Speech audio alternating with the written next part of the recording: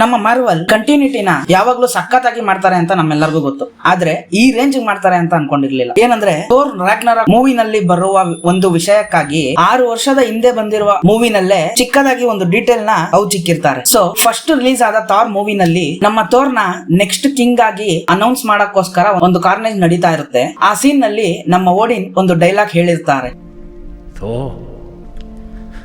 My firstborn.